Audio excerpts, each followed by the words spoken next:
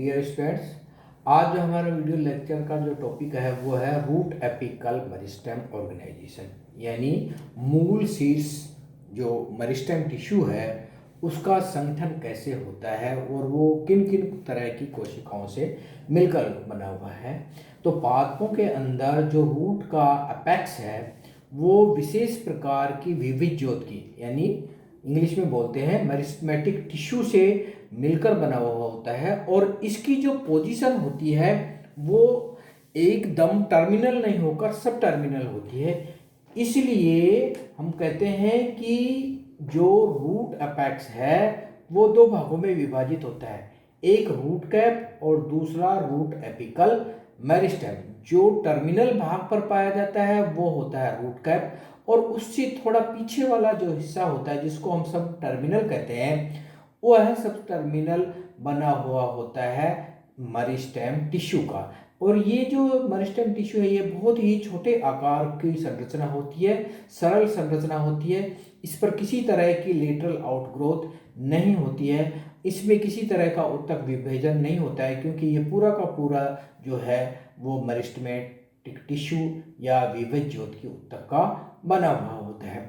तो root apex है उसके ऊपर जो टर्मिनल भाग है उस पर जो संरचना पाई जाती है उसको हम पहले ही पढ़ चुके हैं, वो है रूट कैप। और रूट कैप का जो प्रमुख कार्य है वो है प्रोटेक्शन, जो कि वृद्धि करते हुए रूट अपेक्स की सुरक्षा प्रदान करती है। इसकी रूट कैप की कोशिकाएं भी जीवित होती है, परंतु ये पैरेन्काइमेटस होती हैं।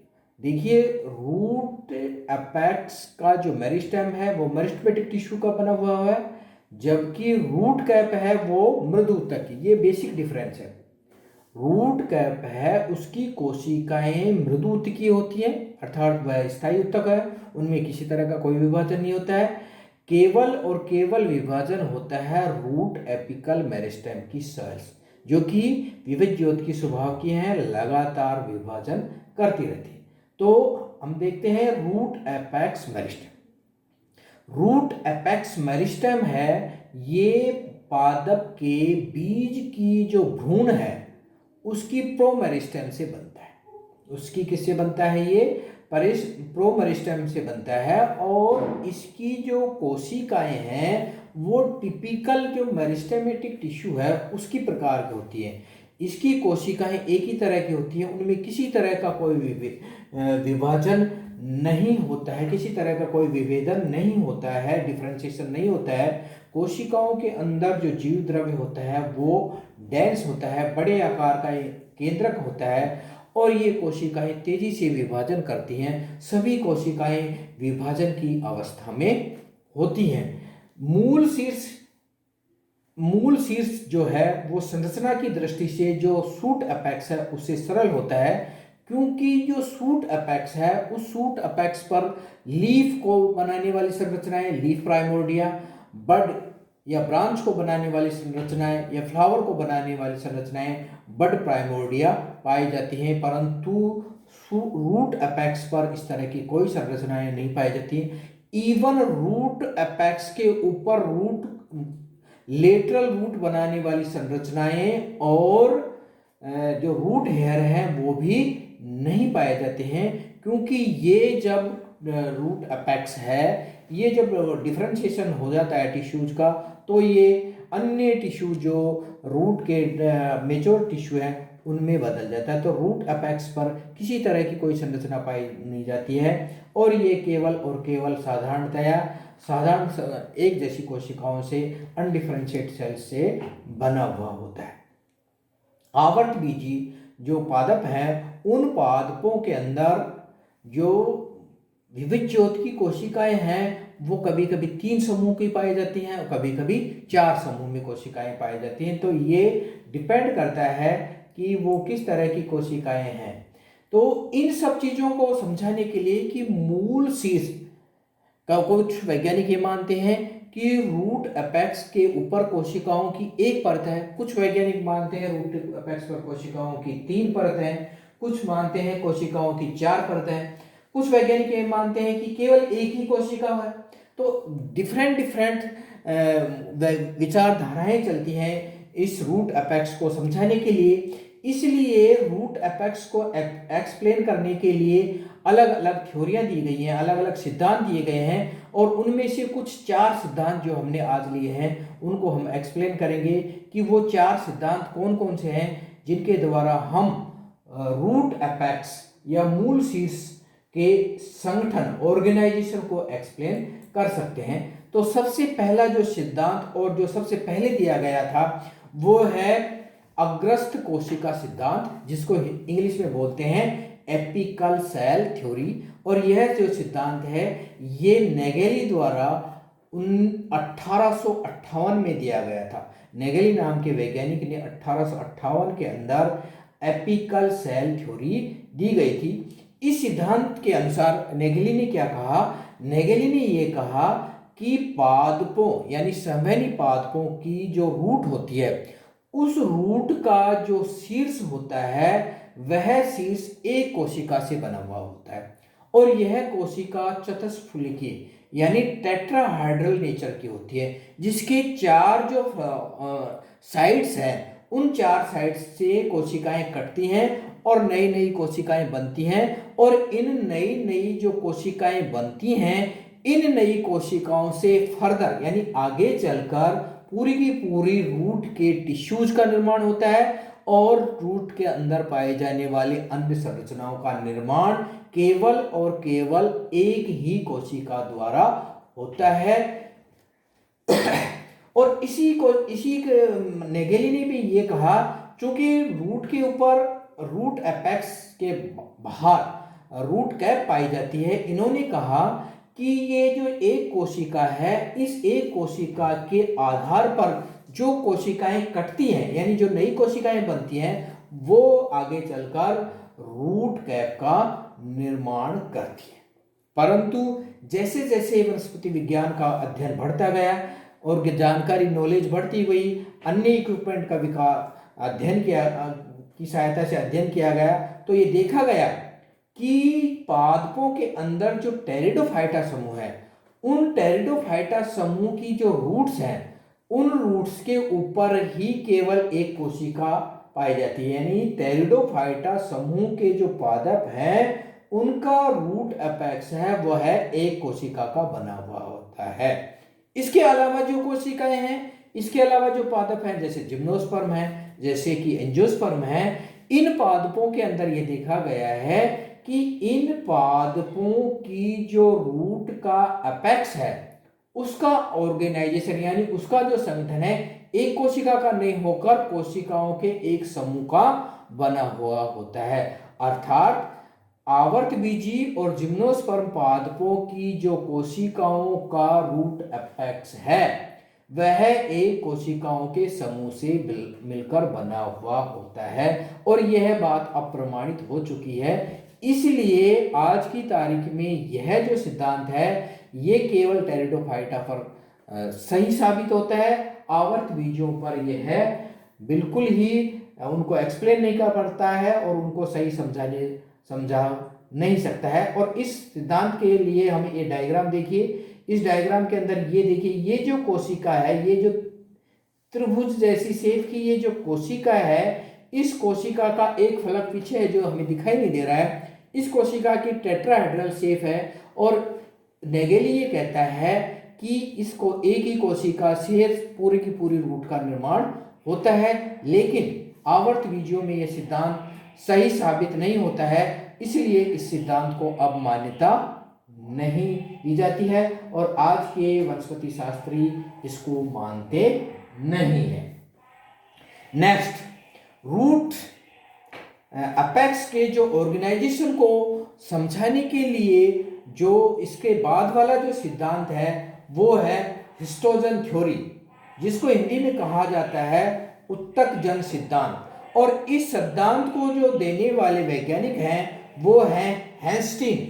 हैंस्टीन नाम के वैज्ञानिक ने 1868 के अंदर यह सिद्धांत प्रतिपादित किया।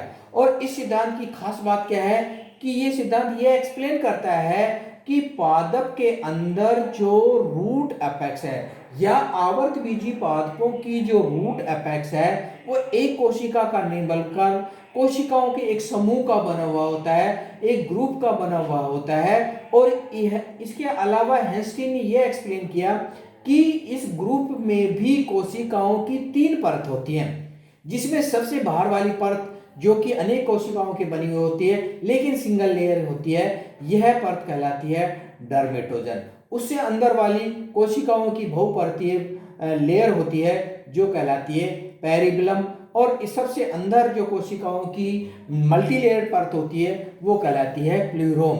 और ये जो तीनों कोशिकाओं का समूह है जो कि अपने आप में मेरिस्टेमेटिक स्वभाव का है, ये समूह ही आगे चलकर क्या बनाता है, आगे विभाजन करके पूरे की पूरी रूट बनाता है।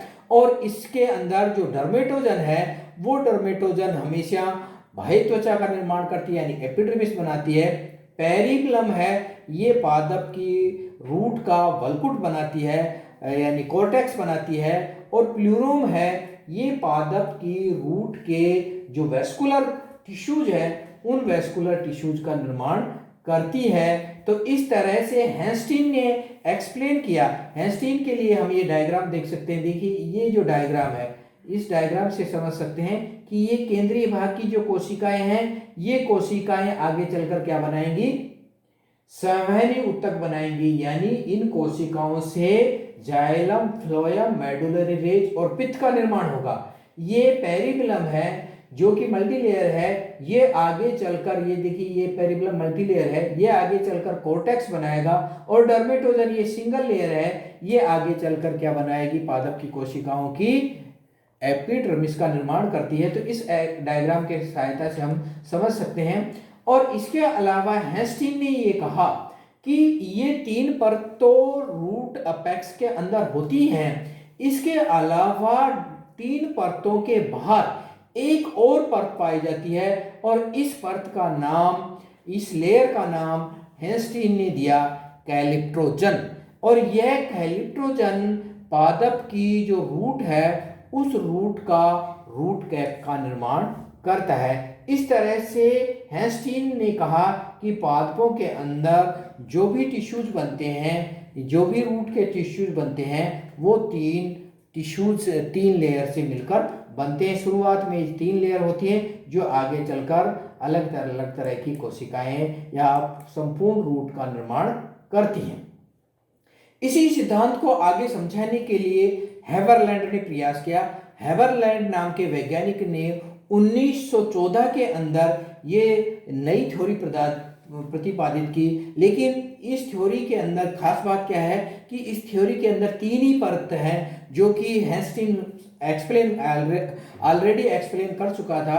तो हेबरलैंड ने क्या किया कि हेंस्टीन की जो थ्योरी है उस थ्योरी के आपको ही अलग अलग नामों से प्रतिपादित किया, यानी वही नाम, वही थ्योरी है लेकिन नाम अलग अलग दिए गए। और उन्होंने हेबरलैंड ने क्या कहा कि पादप की जो रूट है वह रूट हेंस्टीन की तरह ही 3 परतों से मिलकर बनी हुई होती है या कोशिकाओं के 3 समूहों से मिलकर बनी हुई होती है, जिसमें जो सबसे बाहर वाली लेयर होती है जो कि सिंगल लेयर होती है जिसको प्रोटोड्रम कहा जाता है, बीच वाली जो परत होती है उसको ग्राउंड मेरिस्टेम कहा जाता है और सबसे अंदर वाली परत होती है उसको प्रोकेम्बियम कहा जाता है। ये जो तीनों परत हैं, इन्होंने ये हेबरलैंड ने एक्सप्लेन किया कि ये जो तीनों परत हैं, ये तीनों की तीनों परतें आगे चलकर संपूर्ण रूट का निर्माण करती हैं। यानी रूट की जो एपिडर्मिस है, कॉर्टेक्स है और जाइलम और फ्लोएम है उनका निर्माण करती हैं। और इनके अंदर जो प्रोटोडर्म है वो हमेशा एपिडर्मिस बनाती है, ग्राउंड मेरिस्टेम है वो कॉर्टेक्स बनाती है और प्रोकैम्बियम है जो केंद्रीय भाग में होती है, यह जाइलम, फ्लोएम, मेडुलरी रेज और पित्त का निर्माण करती है। इस तरह से हेबरलैंड ने नए नामों से रूट अपेक्स के ऑर्गेनाइजेशन को समझाने की कोशिश की। लेकिन हेबरलैंड की जो थ्योरी का जो प्रमुख देन है, यानी हेबरलैंड की जो स्टडी है उसकी स्टडी की जो प्रमुख देन है वो है अलग अलग पादपों के अंदर डिटेल स्टडी करके हेबरलैंड ने ये बताया कि पादपों के अंदर एक जैसी संरचनाएं नहीं है, यानी सभी के सभी आवर्त बीजियों के अंदर एक जैसी यूनिक संरचना नहीं है, बल्कि अलग अलग पादपों के अंदर अलग अलग की संरचनाएं पाई जाती हैं। और इन संरचनाओं के लिए उन्होंने कहा कि पादपों के अंदर 4 तरह की रूट एपेक्स पाई जाती हैं। यानी द्विबीजपत्री पादप को ही हम मान लें या आवर्त बीजों को भी मान लें, तो उन्होंने कहा कि सारे आवर्त बीजों में एक जैसी संरचना नहीं है, कुछ में अलग तरह की है, दूसरे में अलग तरह की, तीसरे में अलग तरह की और चौथे में अलग तरह की। अर्थात उन्होंने कहा कि दुनिया की जो आवर्त बीजी पादप हैं, उन आवर्त बीजी पादपों के रूट अपेक्स के ऑर्गेनाइजेशन के आधार पर हम उनको 4 भागों में बांट सकते हैं। ए रेननकुलस टाइप, बी कैशुराना टाइप, सी कॉमन टाइप और डी मेज या मक्का के प्रकार के टाइप। इनकी चारों की क्या क्या विशेषता है देखिए। पहला है रेननकुलस टाइप। रेननकुलस टाइप के अंदर हेबरलैंड क्या कहते हैं, रेननकुलस टाइप के अंदर हेबरलैंड कहते हैं कि ये आवर्त बीजियों की वो फैमिलीज हैं जिनके रूट एपेक्स के अंदर या रूट एपेक्स का ऑर्गेनाइजेशन जो कि मेरिस्टेमेटिक टिश्यू है वो मल्टी लेयर्ड हो सकता है, लेकिन वहां पर विभाजन या रूट शीर्ष को बनाने वाली जो कोशिकाएं हैं वो एक ही लेयर की होंगी, एक ही सिंगल कोशिकाएं हैं। ये देखिए, ये सिंगल कोशिका है, ये रेननकुलस ए है, ये रेननकुलस टाइप के एक सिंगल कोशिका है और ये एक सिंगल कोशिका ही संपूर्ण रूट का निर्माण करती है और ये रेननकुलेसी फैमिली के अंदर पाई जाती है। दूसरा टाइप उन्होंने बताया कि ये कैजुराइनेसी और प्रोटेसी फैमिली के अंदर पाई जाती है। उन्होंने कहा कि इन फैमिलीज के अंदर 3 लेयर हो सकती हैं, लेकिन विभाजन करती हैं 2 ही परत, यानी 2 ही परतों में विभाजन होता है और उन 2 परतों में बाहर वाली परत एपिडर्मिस कोर्टेक्स बनाती है और अंदर वाली परत है वो संवहनी सिलेंडर का निर्माण करती है।